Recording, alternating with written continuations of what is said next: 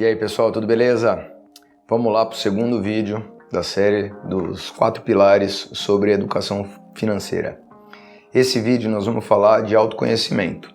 No primeiro vídeo a gente falou sobre visão, como é importante a gente ter uma visão. Eu costumo falar que para visão a gente tem que ter um pouco de paciência para a gente tirar da gente o que a gente realmente quer.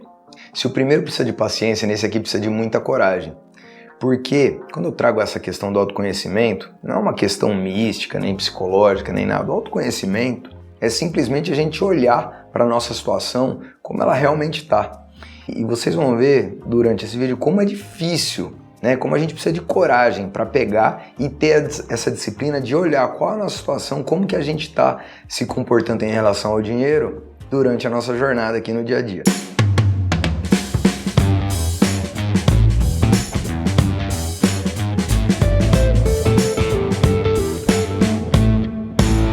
Existe uma teoria, que é a teoria do observador. A teoria do observador diz o seguinte: os cientistas prestam muita atenção nessa teoria, por quê? Ela diz que o observador, ele influencia a experiência.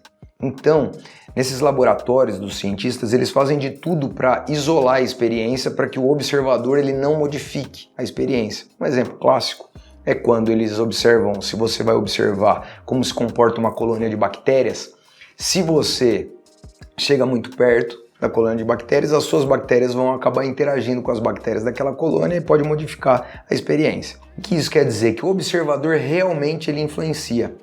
Então, a partir do momento que você começa a observar, você pode influenciar para o bem a sua situação financeira, as suas contas, a forma como que você gasta o dinheiro e até como você ganha. Por exemplo, eu trabalhei com fitness.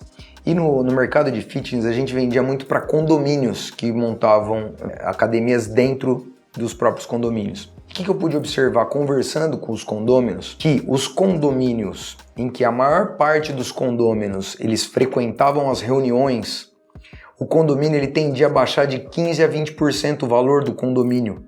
Você fala, mas por que isso? A teoria do observador. Quando tem mais gente observando, quando tem mais gente prestando atenção, o que acaba acontecendo? Surgem novas ideias, alguém conhece um fornecedor diferente, mas principalmente diminui muito a probabilidade de desperdícios e desvios. Sabe aqueles desvios? Bom, quando tem mais gente observando, a probabilidade disso acontecer é muito menor. Com as suas finanças pessoais, é a mesma coisa. Qual que é o objetivo desses vídeos, desse curso e tal? É a gente capacitar todo mundo a fazer melhores escolhas. Tem uma frase que eu gosto, assim, que você pode até levar um cavalo até a poça, mas você não consegue obrigar ele a beber água. Então, esse é o meu objetivo com vocês. Se a principal virtude para construir riqueza é a disciplina, qual que é a principal ferramenta? A principal ferramenta que eu vou falar para vocês agora é um negocinho que as empresas usam que chama-se DRE. O que é esse DRE? É demonstrativo de resultado. Demonstrativo de resultado é o seguinte, é você colocar tudo que você ganha e tudo que você gasta, mas mais importante do que tudo que você gasta é aonde você está gastando, você saber identificar. Nas empresas isso funciona muito bem, mas eu convido vocês a fazer esse controle de gastos, que a turma chama, mas de uma forma mais séria, como um demonstrativo mesmo, para você ver a seriedade do negócio na sua vida pessoal. E aí você começa a descobrir em que áreas da sua vida você está alocando o seu dinheiro, em que você está gastando. Lembre, principalmente aqueles gastos invisíveis, é onde a gente começa a colocar mais atenção. Isso é muito legal. Esse tipo de coisa não dá para terceirizar. Você precisa assumir a responsabilidade de fazer isso. Costumo falar que a liberdade financeira, a independência financeira, não é você ter dinheiro para nunca mais ter que trabalhar. Independência financeira é você não depender de ninguém para saber o que fazer com o seu dinheiro. Normalmente, quando eu converso com as pessoas, eu sou um cara de negócio, eu adoro falar de negócio, adoro falar de dinheiro, adoro falar desses assuntos. E eu vejo que muitas vezes as pessoas vêm até mim querendo ter uma ideia mirabolante, uma ideia bacana de negócio. Nossa, chove ideias. Eu acho isso muito legal, mas eu acho que isso é super valorizado. Eu nunca vi uma empresa com uma boa gestão quebrar. Muito pelo contrário, tá cheio de negócios tradicionais, padarias, concessionárias, carrinho de açaí, sorveterias, está cheio de negócios tradicionais bem administrados e o dono tá rico. Às vezes a gente precisa ponderar esses dois elementos, que é você ficar super valorizando, ficar muito tempo atrás de uma ideia e deixar a gestão de lado. Eu convido vocês a pegarem e colocarem um pouquinho mais de energia na gestão, tanto de um negócio quanto da vida pessoal. É importante ganhar mais sempre. Eu recomendo todo mundo a buscar novas formas de ganhar mais, ou trabalhando mais horas, ou buscando um novo emprego, ou se especializando no próprio emprego, estudando mais e tudo mais. Mas normalmente é muito mais fácil você economizar, e economizar não é gastar menos, é gastar melhor, fazer escolhas mais sábias. Porque normalmente a gente, com esses gastos inconscientes, eles fazem muita diferença no nosso orçamento no dia a dia. Tem várias formas de fazer esse controle pessoal, esse demonstrativo de resultado pessoal. O Excel é a mais comum, tem um monte de planilha na internet. Eu já testei vários aplicativos, eu mesmo uso um aplicativo americano que é o QuickBooks, mas ele é meio complexo de usar, mas eu gosto muito dele. Mas aqui eu já testei alguns, aquele Organize é bacana, tem o Guia Bolso, tem vários. O importante é fazer. E tem o Excel, né, que muita gente acaba usando. Eu vou acabar disponibilizando algumas planilhas em Excel aí para a turma usar, que é a forma que eu acho mais fácil de fazer. Começa listando quais são as suas principais despesas. Quanto você gasta com aluguel, comida, conta de luz, de gás, de água. Essas são as despesas essenciais, sem as quais você não vive. Depois começa listando as despesas importantes. Telefone, despesas de ônibus, seguros. São coisas importantes que você até vive sem isso, mas que elas tornam a vida muito mais difícil se você não tiver elas. Contrário também, se você tiver, vai tornar a sua vida um pouco mais fácil. E por último, lista aquelas despesas que são aquelas despesas que é para tornar, de tempero da vida, para tornar a sua vida mais agradável.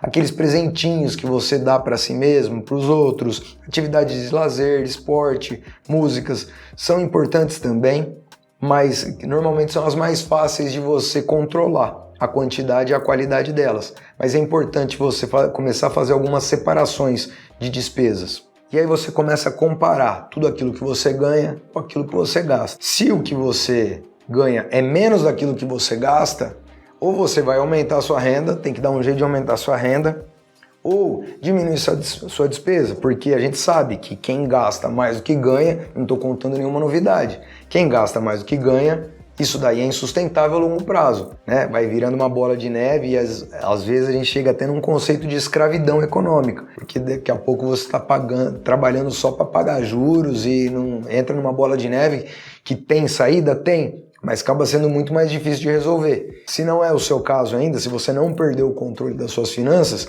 o ideal é você começar a fazer antes de entrar numa situação de endividamento. Separa um dinheiro para diversão. Separa um dinheiro da diversão, que é um gasto que normalmente não tem todo mês, mas não tem fixo assim, e às vezes a gente vai no shopping, vai em algum lugar e vai gastando, às vezes a gente acaba gastando mais do que deve. E aí você convida a sua família, quem mora com você, sua namorada, seus filhos, para vocês juntos decidirem para onde vai esse dinheiro da diversão. Vamos supor que você fala assim, eu vou gastar R$200, 400, 1.000, não interessa a quantidade. Você fala, olha, no meu orçamento cabe essa quantia de dinheiro para diversão.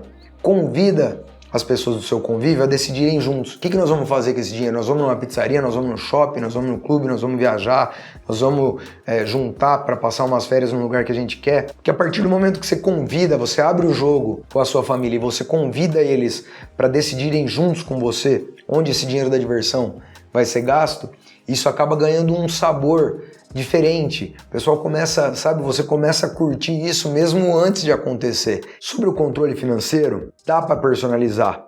Eu trabalho com esse tipo de consultoria, eu faço esse tipo de consultoria para as pessoas. Mas, assim como eu gosto de usar analogia com a alimentação, que apesar das dietas serem individuais, a boa alimentação é universal. Então, também no planejamento financeiro, existem boas práticas. Então eu vou dar um exemplo aqui de como fazer esse planejamento financeiro de uma forma que pode ser útil para todo mundo. Começa separando as suas despesas em 5 categorias. Eu sugiro você separar em despesas fixas. As despesas fixas são aquelas que tem todo mês e tem o mesmo valor. Depois você coloca as variáveis, O que é as despesas variáveis? São aquelas que tem todos os meses, mas que elas variam de valor. Conta de água, de luz, de telefone normal, nem sempre elas têm o mesmo valor. Então, de repente, você pode ser mais cuidadoso com a energia elétrica ou com o combustível, tem todo mês, mas você não são o mesmo valor. Depois disso, você separa e coloca como despesas extras. O que são as despesas extras?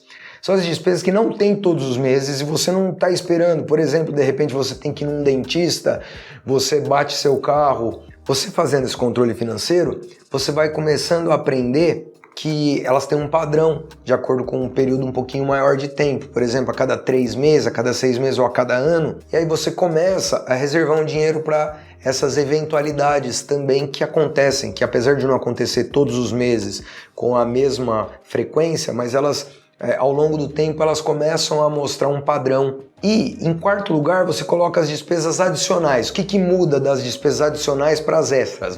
A nomenclatura tanto importa. São aquelas que não tem todos os meses, mas que acontecem às vezes, mas daí é de acordo com a sua vontade. Por exemplo, você quer se comprar um presente, você quer dar um presente para alguém, também não tem todos os meses, mas você vai vendo que ao longo do tempo elas vão ganhando um padrão. Eu, por exemplo, vou te dar um exemplo. Eu troco meu celular, eu descobri que eu troco meu celular mais ou menos a cada 3 anos. Eu já começo a colocar no meu orçamento. Falo, puxa vida, eu pego o valor do celular, divido por 3 anos, falo, olha, então mais ou menos a cada 3 anos eu tenho que separar um dinheiro porque meus últimos celulares duraram esse tempo. E por último, onde a gente tem que tomar muito cuidado, são as despesas financeiras. O que são as despesas financeiras? Todas, desde taxa de cartão de crédito, a tarifa da anuidade que eles cobram ou os juros do cartão quando você atrasa uma parcela ou mesmo quando você financia, você faz aquele crédito rotativo, tarifa de cesta bancária.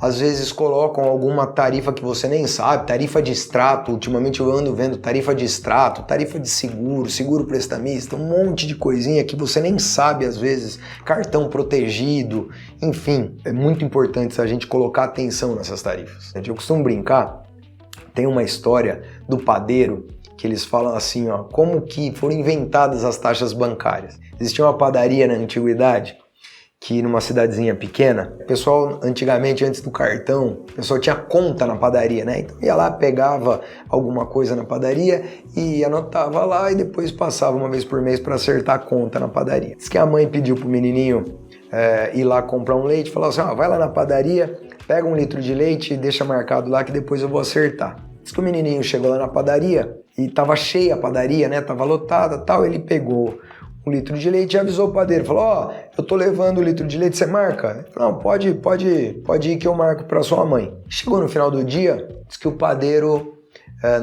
não lembrava, falou, nossa, eu lembro que veio um menininho aqui pegar o leite, mas de quem que ele era filho? E disse que a esposa dele falou assim, faz assim, marca 1 litro de leite para todo mundo, todos os clientes.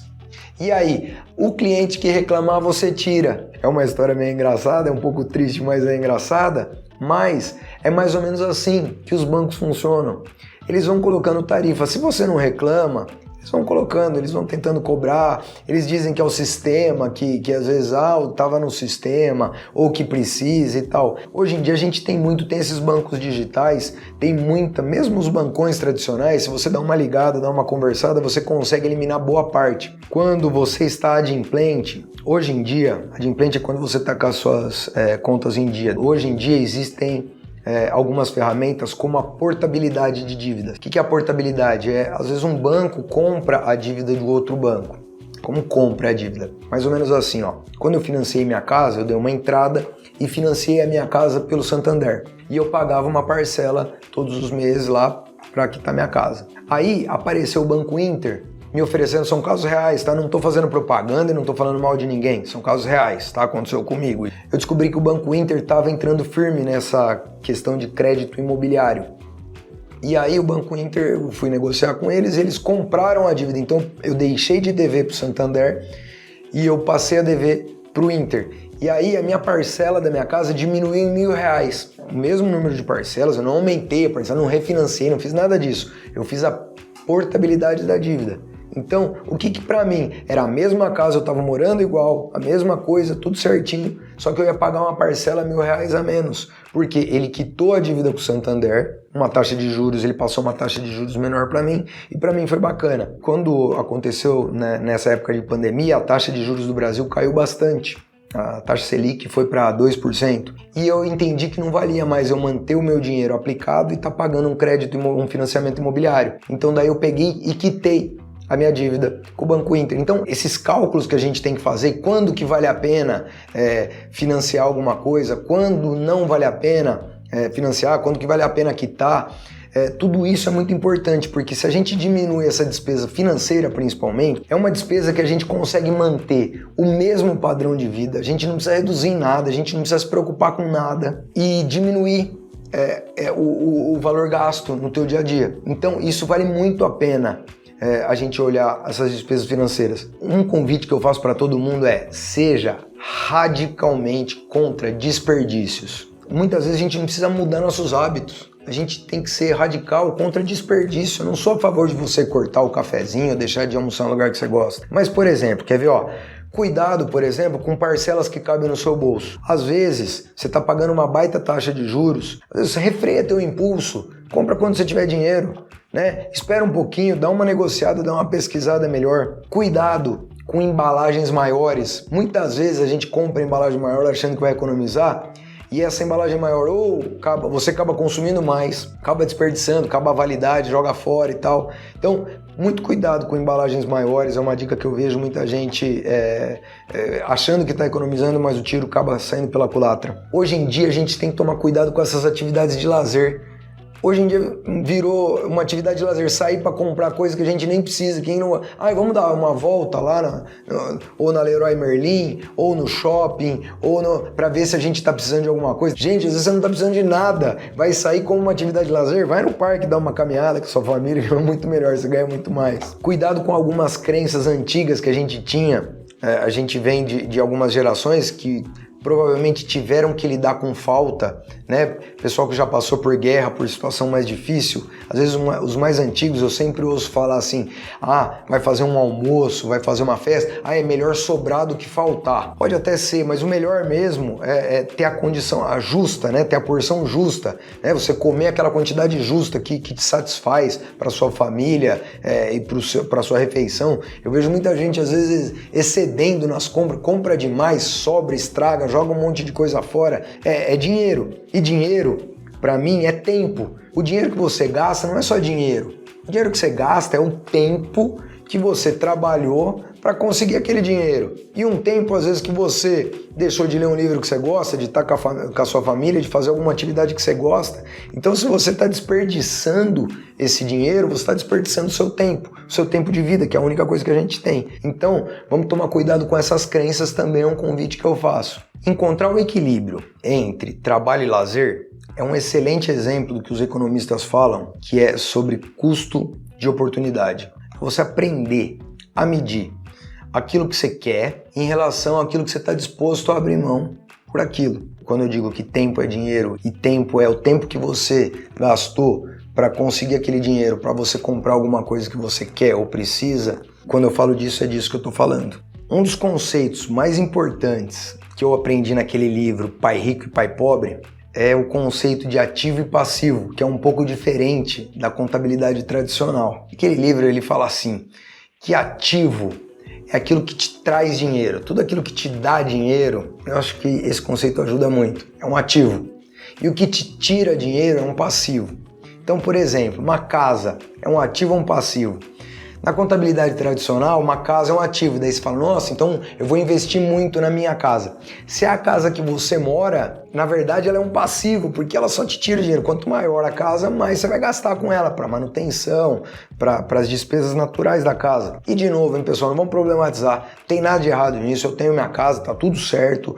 Quem quer e gosta e tem vontade de ter a própria casa, eu acho excelente. Mas a gente tem que entender que isso não é investimento, isso é uma despesa, e tá tudo bem. Agora, se você tem uma casa de campo, por exemplo, e você aluga ela através do Airbnb, e aí você, ou de qualquer qualquer plataforma e você recebe uma receita por isso, aí ela vira um ativo. A mesma coisa com carro. Você tem um carro, ai, meu bem é meu carro, tem um carro de não sei quantos mil. Beleza, é uma despesa.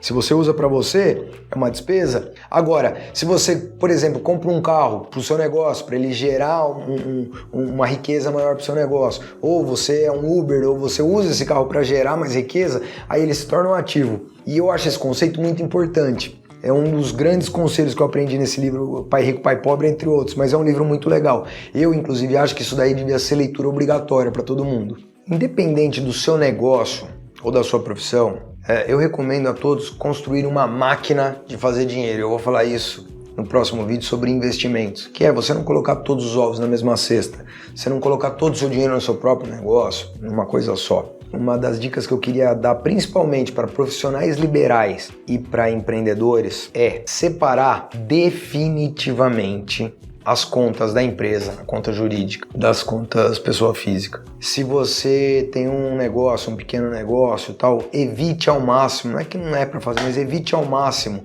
misturar as contas. Por exemplo, pagar uma conta sua com uma despesa sua com a conta da empresa, ou usar o seu cartão pessoal para comprar algum insumo para sua empresa. Evite isso ao máximo. Eu vou dar um exemplo. Eu já fui contratado algumas vezes para fazer consultoria de negócio, principalmente de franquias, que é uma das minhas especialidades. Eu já estudei bastante sobre isso, tenho MBA sobre franquias e tal. Uma vez me contrataram uma franquia que estava com dificuldade, eu comecei a olhar o demonstrativo de resultado. A primeira coisa que eu peço, se não tem, eu ajudo a construir. Nesse caso ele tinha. E aí eu fui ver no demonstrativo de resultado, eu vi uma parcela de um veículo. Eu fui ver lá no demonstrativo a parcela de um BMW do dono. Falei, mas como assim? É óbvio, a gente normalmente identifica o problema da empresa com o dono. Então, não tem nada de errado o sócio da empresa, o investidor, o dono, ele pode ter o dinheiro que ele quiser. Mas a minha recomendação é você separar definitivamente as contas, para você ver, colocar um óculos para você ver se o seu negócio ou se a sua profissão está funcionando para você tomar melhores decisões. Por exemplo, outro caso, com um profissional liberal agora. Uma vez eu atendi um dentista que ele falava, poxa, eu trabalho, eu ganho bastante, mas não me sobra nada, porque eu gasto tudo. Acho que eu preciso mudar de profissão. E aí eu fui ver que realmente profissional liberal é muito comum eles misturarem as contas. Então ele falava assim, eu ganho 30 mil, eu ganho 40 mil. Não é que ele ganha, o faturamento, entendeu, da empresa dele, da clínica dele era alto.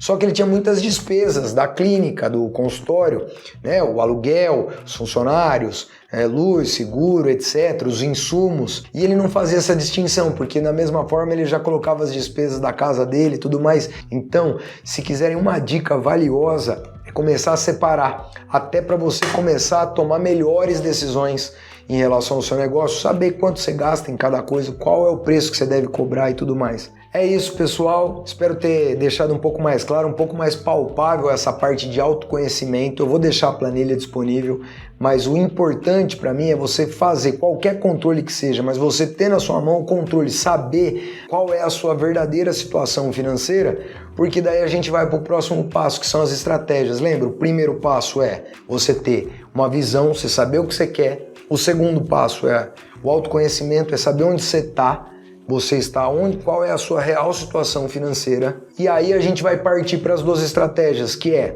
investir ou negociar dívida. Porque em relação a dinheiro, no mundo só existem dois tipos de pessoas. As que têm e as que devem. Ou você tem R$1, ou você deve R$1, ou você tem 1 milhão e deve 1 milhão. Não interessa, ninguém está no 0 a 0. De novo, se alguém fala assim, não, eu não tenho nada e não devo nada, então me fala que eu te dou R$1 e daí você sai desse 0 a 0. E aí a gente acaba o vídeo, beleza? Um abraço e avante!